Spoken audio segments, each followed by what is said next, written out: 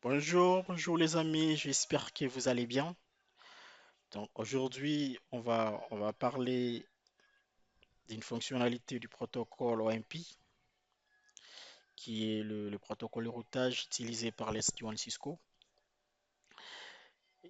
Donc là, on a notre architecture. Donc ça, c'est une architecture SD-WAN que j'utilise pour mon lab. Mais on va pas explorer l'ensemble de l'architecture aujourd'hui, peut-être pour dans différents dans d'autres vidéos, on va explorer d'autres fonctionnalités qui vont nécessiter d'utiliser d'autres segments. Mais aujourd'hui, on va se focaliser uniquement au branch 1 et puis au branch 4 parce que c'est plus cette partie-là qui va nous aider à la démonstration d'aujourd'hui. Et j'essayais un peu de faire une représentation un peu isolée de l'architecture. Donc là, au-dessus, nous avons notre manager. Et là, on a nos contrôleurs parce on a quatre contrôleurs que j'ai regroupés en deux groupes. Il y en a l'un que j'ai appelé le CJ, donc pour contrôle groupe site 1, groupe 1, et puis le contrôle groupe site D, groupe 1. Et à ce qui concerne la partie transport, on a des liaisons, on a l'Internet et puis la liaison MPLS. Pour le site, pour le branch 1, on a deux edge. Donc chaque edge est connecté sur chaque transport. On est connecté sur l'Internet et puis les MPLS. L'Internet via l'IT11 et le MPLS via l'IT12.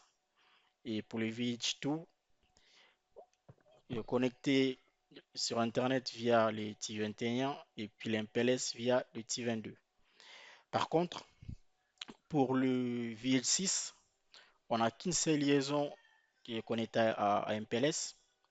Et comme vous pouvez remarquer qu'il n'y a pas de connexion entre les différents clouds, donc les Internet Cloud et puis les MPLS Cloud.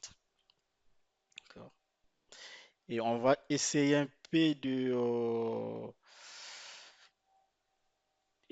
d'expliquer tout petit peu. On va pas vraiment entrer en profondeur. On va parler un peu du protocole OMP. Et le OMP, le Overlay Management Protocol, c'est un protocole de routage dédié qui c'est ce qu'utilise pour son SD-WAN. Et par défaut, donc, quand on déploie la solution SD-WAN sans configurer des policies, sans modifier la configuration, par défaut, les protocoles OMP, lorsqu'il reçoit les routes, dans les cas où il reçoit plusieurs routes de différentes sources, il n'envoie que les quatre meilleures routes. Donc, il n'envoie pas au-delà. Donc, il peut recevoir 50 routes pour la même destination, mais il va envoyer aux autres edge qui les quatre premières routes. Donc, je considère bien que ce sont des routes à coût égal. Et de l'autre côté Edge, par défaut, le Edge n'installe que 4 routes qu'il reçoit du contrôleur. Pour dire que dans notre cas, par exemple, parce que là, on a 4 contrôleurs, dans ce Edge-là, il va recevoir les routes venant du CG11 et puis CG12. Mais dans sa table de routage, il va installer que le 4 premières meilleures routes. Là, c'est la configuration par défaut. Et côté contrôleur, côté contrôleur, nous avons toujours la possibilité de modifier cette configuration, mais ça fera peut-être l'objet d'une autre session. On va plus se focaliser à la fonctionnalité dont on va parler aujourd'hui de OMP Send Backup Path. D'accord? Et pourquoi j'ai choisi cette partie-là? Parce que c'est très intéressant. Parce que comme vous pouvez remarquer, pour la partie branch 1, on a deux routeurs. Les deux routeurs sont connectés sur le D-Transport. Par contre, sur la partie branch 4, on n'a qu'un seul routeur en plus qui est connecté sur qu'une seule liaison.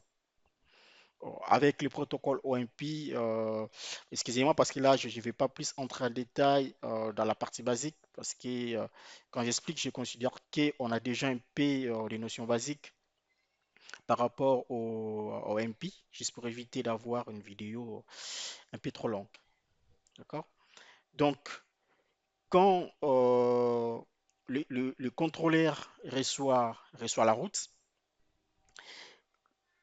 comparément, en fait, si on doit comparer par exemple aujourd'hui les réseaux traditionnels ou bien les protocoles de routage traditionnels comme le protocole IGP ou EGP, donc OSPF, ISIS côté IGP, côté IGP, pardon, et puis côté EGP, le protocole BGP, lorsqu'il reçoit la route des neighbors ou bien voilà, de n'importe quelle source, l'adresse, c'est l'adresse IP qui est utilisée comme le next hop, comme l'IP de ce suivant.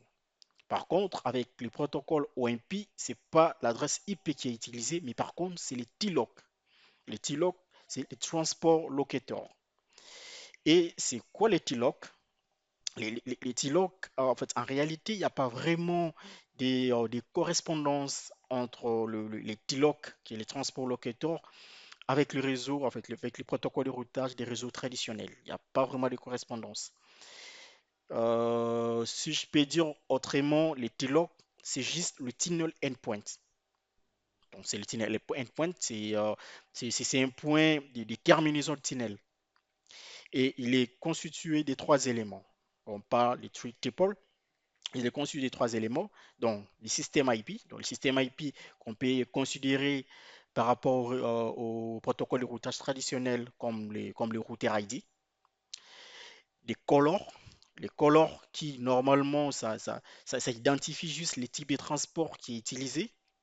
Et puis les encapsulation type. Et le type d'encapsulation qui est utilisé. Et l'encapsulation, ça peut être les IPsec ou le Generic Routing Encapsulation, dans les jurés. D'accord? Donc, ce qui veut dire, quand VH1 annonce le dépréfixe, quand, lorsque le dépréfixe sont reçus au niveau des contrôleurs, le next hop, ça ne sera pas l'adresse IP du T11 ou l'adresse IP du T12, mais ça sera par contre les T-lock. Donc ça sera le système IP, les colors et puis l'encapsulation type qui est utilisé. Bon, je vais faire l'effort de préparer une autre vidéo où on va vraiment parler de ça plus en détail.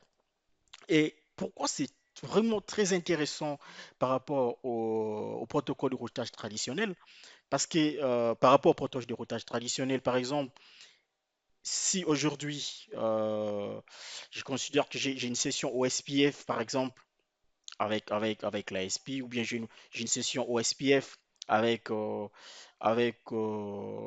fournisseur, avec le P côté MPLS. Si je modifie l'adresse IP au niveau du transport, automatiquement, automatiquement, ça va nécessiter le changement au niveau opérateur. Et quand je parle de changement, bien sûr, si c'est une liaison point-to-point, c'est tout à fait normal qu'il faut modifier pour permettre à l'opérateur au niveau MPLS de communiquer avec mon équipement. Là, c'est tout à fait logique. Mais par contre, au niveau réseau, si c'est les protocoles OSPF, il faut que l'opérateur signale, puisse modifier sa configuration pour dire que l'interface, non seulement il a modifié l'adresse IP, il a aussi modifié que l'interface, il a activé les process OSPF sur l'interface pour faciliter l'adjacence entre l'opérateur et puis l'équipement du client. Et l'avantage avec les protocoles OMP, avec l'utilisation des TLOC, les TLOC n'est pas attaché à l'adresse IP des transports, ce qui veut dire que tu peux changer l'adresse IP à n'importe quel moment. Cela est transparent parce que ce qui est utilisé derrière pour atteindre les réseaux distants, ce n'est pas l'adresse IP du transport, mais c'est plutôt le TLOC. Parce que même si aujourd'hui tu changes l'adresse IP T11, T12, ainsi de suite, ça ne va pas changer le TLOC. Ce qui veut dire que tu vas garder toujours ton TLOC, mais c'est juste l'adresse IP qui est derrière le TLOC qui va changer. D'accord? Ok. Alors, allons maintenant dans le vif du sujet. On va revenir peut-être dans d'autres vidéos pour expliquer vraiment de façon très approfondie comment est-ce que les protocoles OMP, ça fonctionne. Mais non, à ce qui concerne le OMP Best Path Algorithm. Comment est-ce que le protocole OMP il prend la décision quand il reçoit par exemple plusieurs routes à coégal, comment est-ce qu'il décide que c'est telle route qui sera considérée comme meilleure par rapport aux autres. Bon, je vais laisser, je vais prendre plus les points qui sont vraiment primaux. Il y a les OMP préférences, donc il y a la préférence par rapport au OMP, autrement appelé les V-routes. Donc cela veut dire que quand le VH advertise les routes qui sont au niveau local, ils peuvent modifier la préférence de la route. Donc il y a le V-route, ce qu'on appelle OMP route. Et il y a en deuxième position, il y a ce qu'on appelle les T-lock preference. Donc il y a les OMP preference, il y a les T-lock preference, c'est en deuxième position. Il y a les origin type pour dire que, par exemple, là, si c'est un réseau qui est directement connecté, donc le type, ça sera connected. Ça peut être aussi, c'est un réseau qui est appris via les protocoles, un autre protocole de routage, OSPF, BGP, ainsi de suite. Et puis, à la fin, on a le origine métrique. Donc, supposons par exemple que VH1 sur le VPN 41, il est connecté derrière, par exemple, BGP. Donc, on a les origines type, ça sera BGP. Et puis, les origines métriques, ça sera le métrique par rapport au BGP. Ça dépend si c'est internal BGP ou external BGP. Donc, internal BGP, c'est 20, external BGP, c'est 200. D'accord? Donc, toutes ces informations seront envoyées via les OMP updates au contrôleur. Et en retour, comme le contrôleur, lui, il est juste, on peut le considérer juste comme un route réflecteur parce que, juste pour rappel, les contrôleurs, on n'est pas sur le chemin, sur les data paths, donc le contrôleur ne sont pas vus sur sur le chemin. D'accord? Donc, du coup, le VH, il va envoyer, il va annoncer ces réseaux avec le métrique dont il connaît, donc soit c'est directement connecté, soit c'est statique. Il envoie au contrôleur et le contrôleur va prendre ses routes, il va envoyer à d'autres VH dont, disons, d'autres VH qui ont le même VPN. D'accord? Ok. Alors,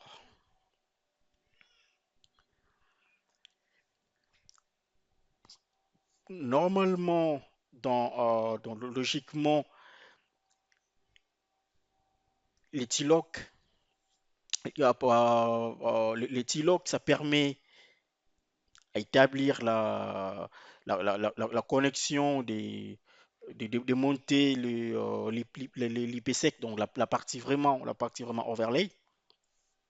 Donc, dans notre scénario, dans l'architecture qu'on a, du fait que notre routeur VH6, il est connecté uniquement sur l'MPLS et que le MPLS Cloud n'est pas connecté sur Internet, donc il va monter le, la session IPsec ou les BFD Session uniquement via le MPLS Link. Donc, on va démontrer ça quand on va rentrer au niveau de notre design. On va se connecter et puis on va vérifier ça. Donc, il peut se connecter que via le T21 et puis T12. Il peut pas se connecter via, pardon, il peut se connecter que via T22 et puis T12. Il ne peut pas se connecter via T21 et puis T11. Pourquoi? Parce que le seul moment ou c'est la seule façon qui permet au VH distant d'établir le overlay PAF ou d'établir l'IPsec ou les BFD Session avec l'équipement distant, avec le VH distant, il faut que le VH local soit à mesure de résoudre les TLOC.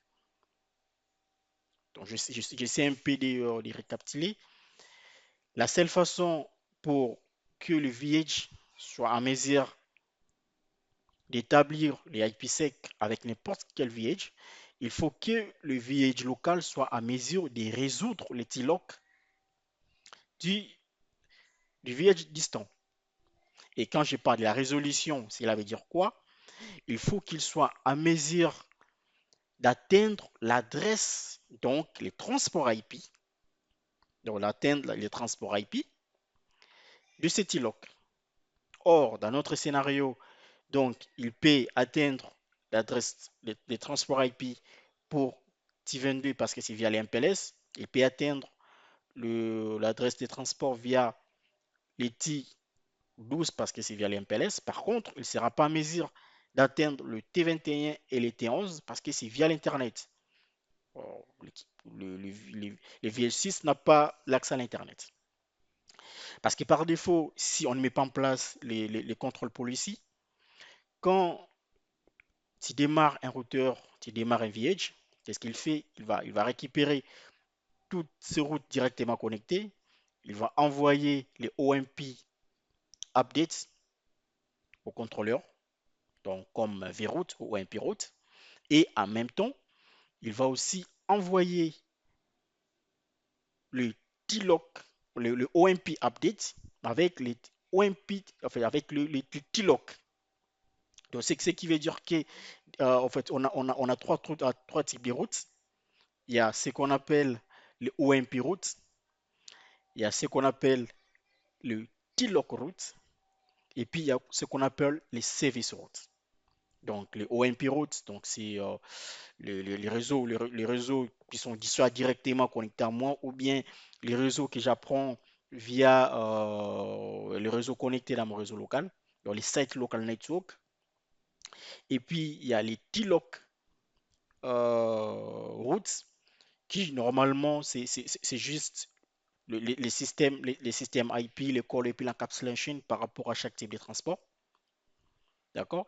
Et puis les services routes. Donc, supposons les services routes, supposons par exemple, si j'ai un firewall dans un site et que je vais annoncer ces firewalls-là parce que je vais forcer les trafics, par exemple, des- de mon site distant de transiter d'abord par le HT pour l'inspection. Donc, il peut utiliser les services routes pour faire ce qu'on appelle le service chaining. On va parler de ça dans d'autres vidéos. De là aussi, ça, c'est un autre type de service. D'accord? Donc, du coup, je disais, dans la configuration par défaut, sans, sans la configuration des contrôles policy, quand tous les VH envoient leur OMP, envoient leur TLOC route au, au contrôleur, le contrôleur envoie à récupérer toutes ces routes-là, envoie à d'autres VH, et ce qui permet à d'autres VH de déterminer, d'avoir la connaissance des TLOC des autres sites distants, et à partir de ces TLOC, essayer d'établir les, le tunnel IPsec, et puis une fois le tunnel IPsec monté, il va établir la connexion BFT. Ok, ok. Donc voilà un peu, il y a beaucoup de choses à dire. J'essaie quand même de me débrouiller pour gagner le temps. On n'a pas assez de temps parce que je ne voulais pas avoir des très très longues vidéos. D'accord. Alors là, on revient à l'architecture. Donc là, c'est en temps normal. Donc là, c'est en temps normal. Donc on considère il y a pas de problème. Donc tout est normal. Donc là, on a le VH1 et le VH2 au niveau du branch 1 qui annoncent donc le 2 VH, VH1 et VH2 qui annoncent le préfixe. Donc si par exemple on se connecte, j'ai pas par exemple les contrôleurs 21, on va se connecter au contrôleur 21, on va voir comment est-ce que le contrôleur 21 apprend les routes venant des VH1, VH2 par exemple. On s'est connecté, admin, show OMP route for VPN 41, 71, 70, 11.0/24. Donc là, on va remarquer par exemple pour les contrôleurs 21, il apprend les réseaux 172, 16, 11, 0/24 via les deux VH. Donc on peut bien voir par rapport au système IP, 1.1.1 pour VH1 et 1.2 pour le VH2. Et sur le deux transports dans les MPLS et puis le public internet. Donc il y a un point qu'on n'avait pas soulevé. On a des types de colors. Il y a ce qu'on appelle les public colors ou le public, voilà, le public TLOC et puis les private colors. Donc le color, ça permet au VH distant qui reçoit la route de déterminer si le réseau derrière est connecté via un réseau privé ou un réseau public et ce qui va lui permettre soit d'utiliser une adresse IP privée ou une adresse IP publique pour atteindre l'équipement distant. Donc là, on peut bien voir que le status pour les routes récits, c'est CR, donc C qui veut dire chosen, et puis R qui veut dire resolve. Donc chosen parce que c'est la meilleure route, donc on a tous les quatre routes à coût égal. Et puis le R, donc resolve, ce qui veut dire que le contrôleur 21 arrive bien à atteindre le transport IP de cet ILOC. Ok. Donc on va faire la même chose, on va se connecter cette fois-ci au VH6.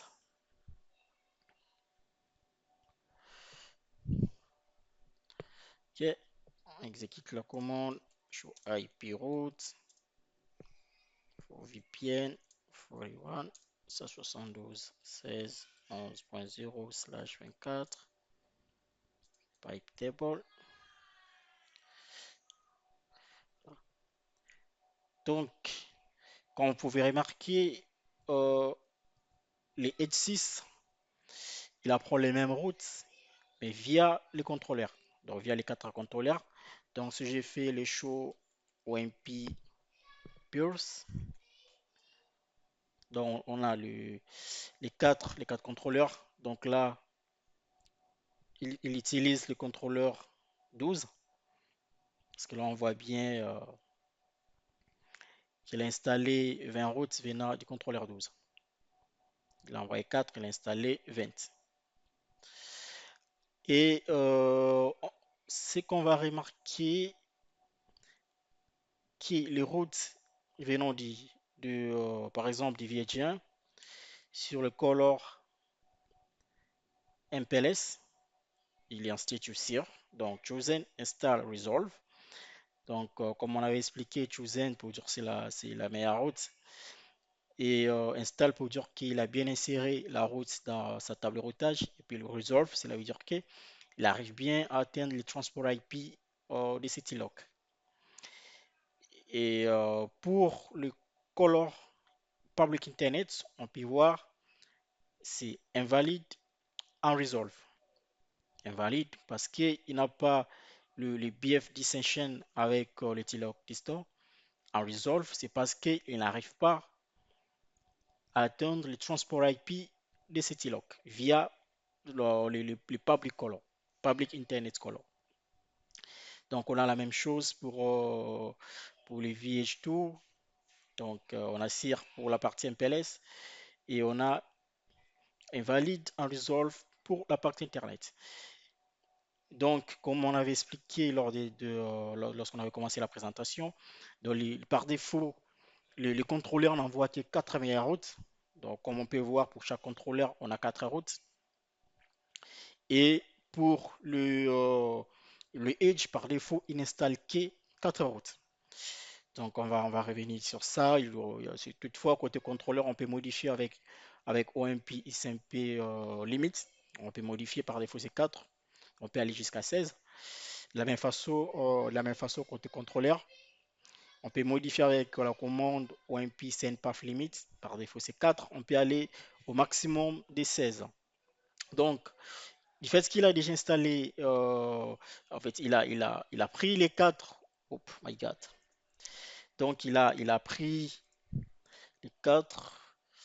On va taper la commande show OMP route for VPN 41. 172 16 11.0/24 pipe table. Donc, comme il a déjà pris les routes venant les 4 routes venant contrôleur 12, donc Pour les autres, comme on peut remarquer, hop, what is happening? Oh, j'ai rien copié là. P12, VPN 41,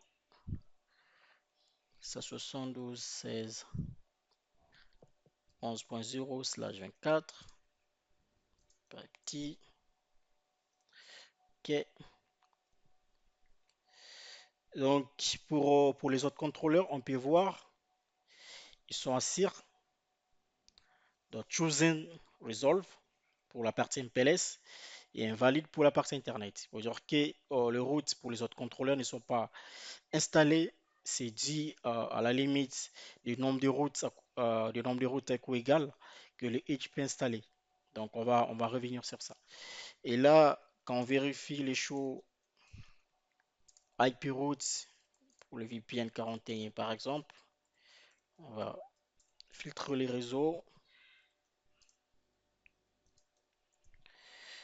Donc là, on voit très bien qu'on reçoit la même route via l'UDH. Donc, je parle l'UDH parce qu'on voit très bien leur système IP et leur color et puis les encapsulation type. D'accord? Alors, revenons dans notre architecture. Donc, là, on a notre VH qui est connecté uniquement via l'MPLS. La question est maintenant de savoir qu'est-ce qui va se passer, par exemple, si on modifie, par exemple, si par exemple on modifie la préférence, parce qu'aujourd'hui, les DVH, ils annoncent le D préfixe avec le même valeur, donc avec le même préférence par défaut. Et si, supposons par exemple, on essaye de modifier la préférence pour VH1, partons dans les scénarios par exemple où la même route est prise via VH2 par exemple avec OSPF et que de l'autre côté, le VH2, VH1 apprend les mêmes routes via ISIS. Donc en termes de licence administrative, ça sera différent.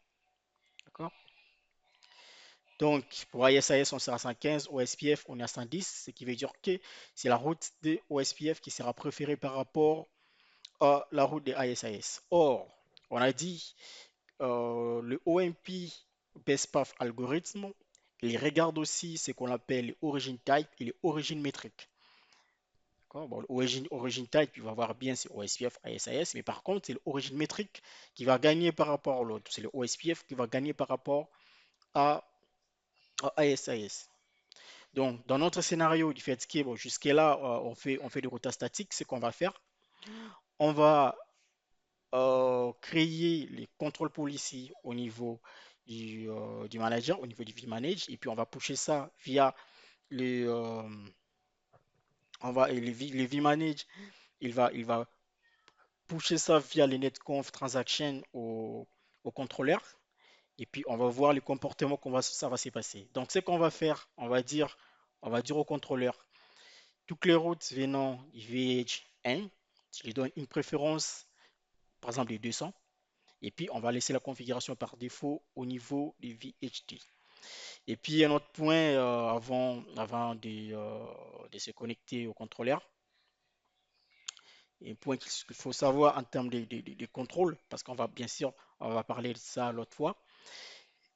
Lorsqu'on applique le contrôle policy, lorsqu'on applique les contrôles policy à inbound, ça affecte le best path algorithm, ça affecte comment est-ce que les contrôleurs traitent la route.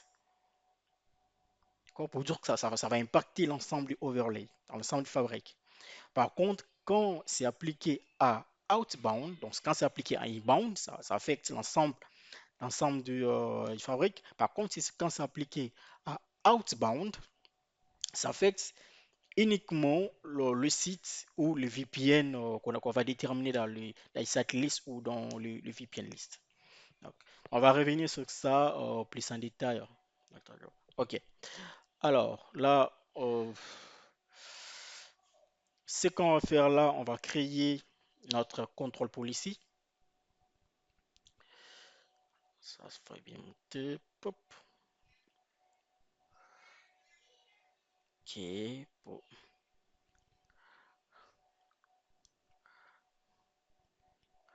Ok. No problem.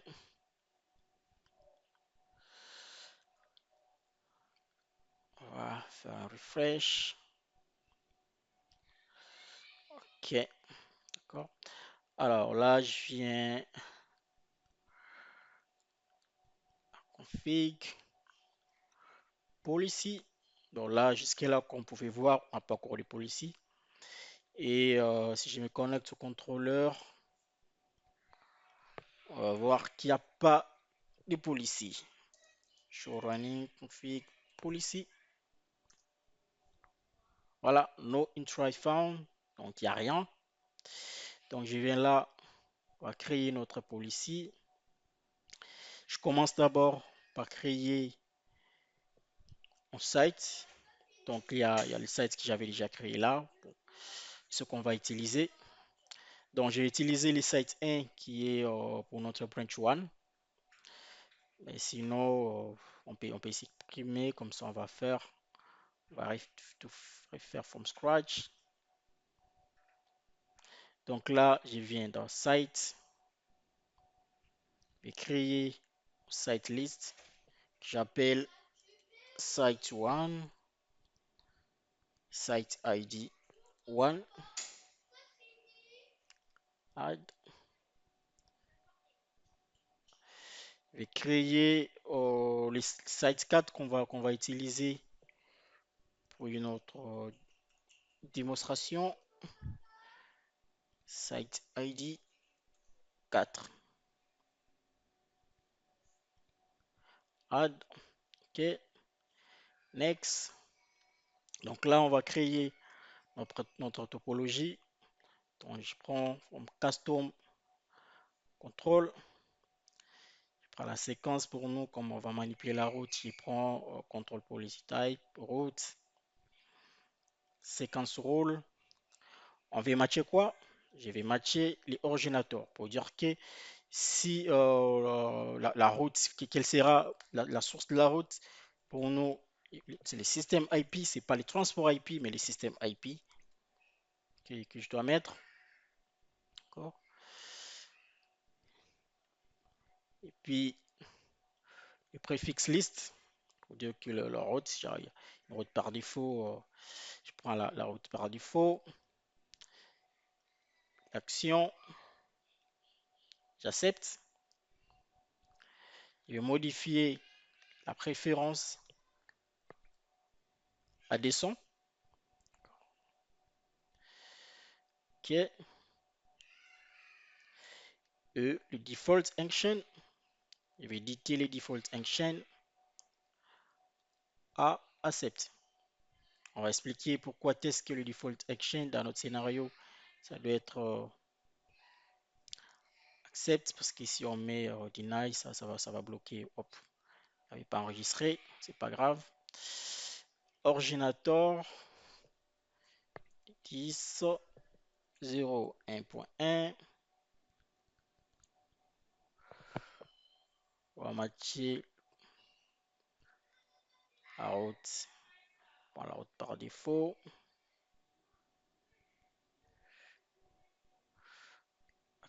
Action, accept. On va modifier la préférence. Descend. Ok. Bon, on va appeler ça control policy. Change preference. V1. Parce qu'il faut toujours mettre des versions parce que si jamais tu dois éditer, modifier, si jamais il y a un problème, possibilité, facilité de faire le rollback. Ok.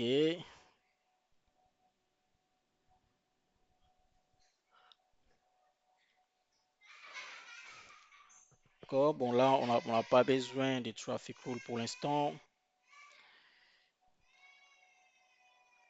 Et là, on va dans la partie, on va appliquer, je vais appeler ça site 1,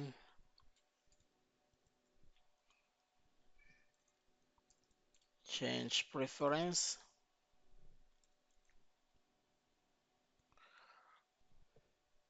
show view 1,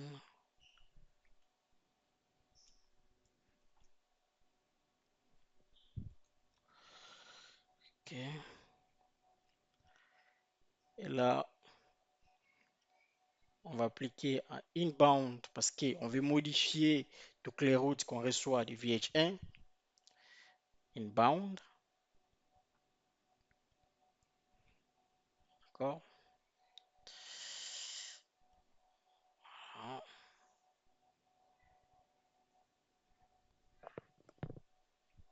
qui va affecter, ok, save policy. Jusque là, la police n'est pas encore envoyée. Ce qu'on va faire, il faut activer notre policy pour le pusher différents vSmart. Ok, activate. Donc là, on va patienter que le manager puisse pusher, faire le netconf transaction, pusher la configuration contrôleur.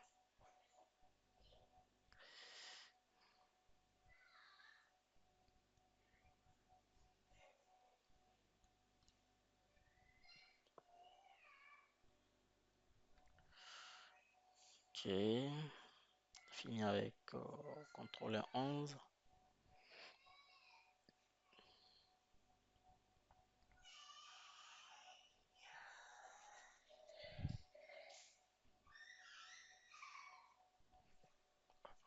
Patienter.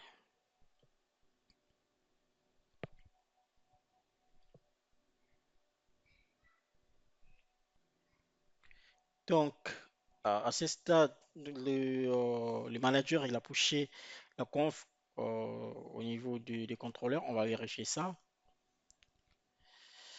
On va rappeler la même commande. Voilà. Donc là, on a notre configuration. Donc, on a les sites, site list, site one, prefix list. On a autorisé, on accepte toutes les routes. Séquence 1, match route, originator from VH1, prefix list, OK. Set action accept, preference, action accept, set preference, descend, default actions, accept. Et là, on va aussi vérifier pour s'assurer que c'est bien appliqué. Show run, apply policy. Voilà, c'est bien appliqué à inbound. Alors, qu'est-ce qu'on aura maintenant comme effet si j'ai fait le show OMP route for VPN 41 72.160/24.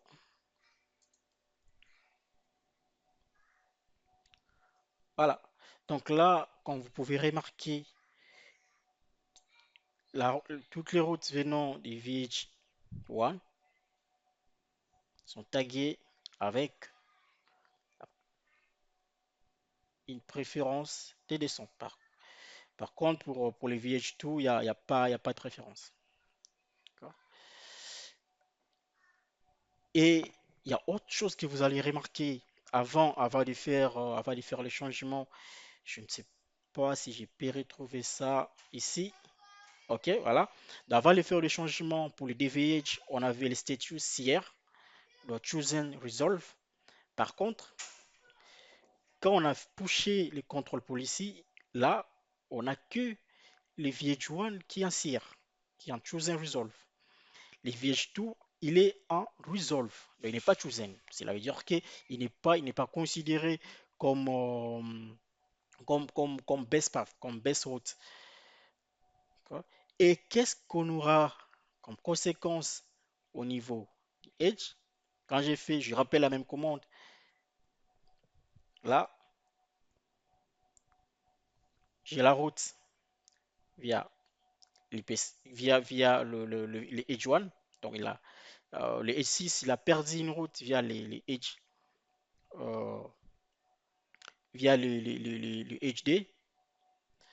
Et si on rappelle la commande show OMP,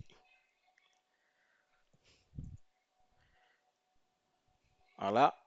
Donc là, on voit qu'une seule route via les- le CH1. Alors là, maintenant, on va provoquer un problème. Donc, on va créer un problème. Ce qu'on va faire, on va désactiver l'interface MPLS sur le VH 1. Là, je me connecte. VPN 0, interface GI 0/1 shutdown. Commit. Ok, là, je reviens sur mon VH6. Je rappelle la commande. Voilà, il n'y a plus rien. Donc, il n'y a plus les routes installées. Donc, il n'y a plus de chosen. Je peux rappeler la commande de choix IP route. Error. Il y a l'erreur en fait. Il considère que la route n'existe pas. Or, en réalité, le même réseau est toujours joignable via VH2, mais le VH6 n'est pas au courant. Mais c'est qui est encore grave parce que ici, je fais le show BFD 5 chaînes, vous allez remarquer que le VH6, il a bien les BFD 5 chaînes avec le H2, mais il ne sait pas que le réseau qu'il a parti est joignable via cette liaison. Donc, j'ai fait le show IPsec outbound connection. Il a bien une session, il a bien une session IPsec avec VHD, mais il n'arrive pas. En fait, il ne sait pas que le réseau qu'il a perdu est joignable via VHD. Donc, c'est là maintenant où le OMP Send Backup Path intervient. Donc, ce qu'on va faire pour résoudre le problème, on va partir au niveau de nos VH. Euh, donc, là, du fait que, juste pour aller vite avec la configuration, j'avais utilisé les CLI templates. Donc, je n'ai pas utilisé les feature templates. Bon, on va expliquer après le désavantage d'utiliser les CLI par rapport aux features. Donc là, du coup, je suis obligé d'insérer la commande euh, qui est le OMP send backup path.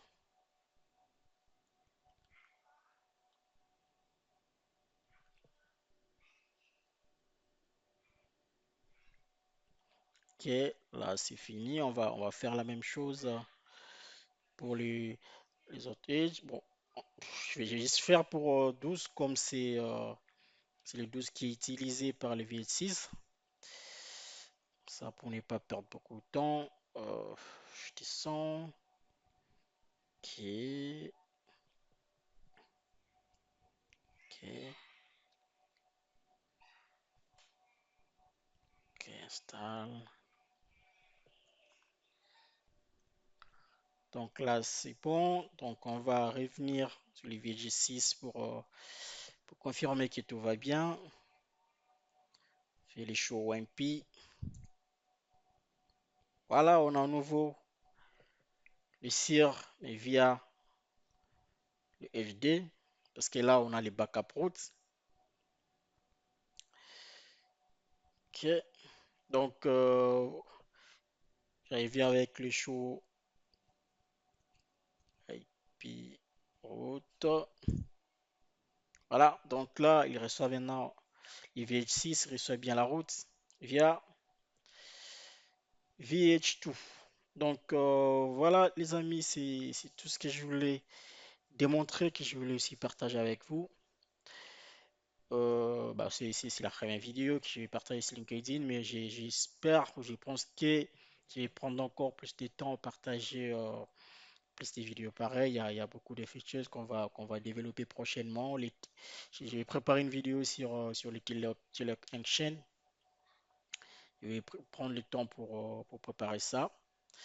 Les Tilloc Action, Extension, les service chaining, ainsi de suite. Donc, portez-vous bien. À la prochaine. N'hésitez pas de me faire votre retour, vos critiques, tout ce qui est vous, s'il y a des choses à me suggérer, il y a des conseils. Je suis disponible et ouvert. Merci.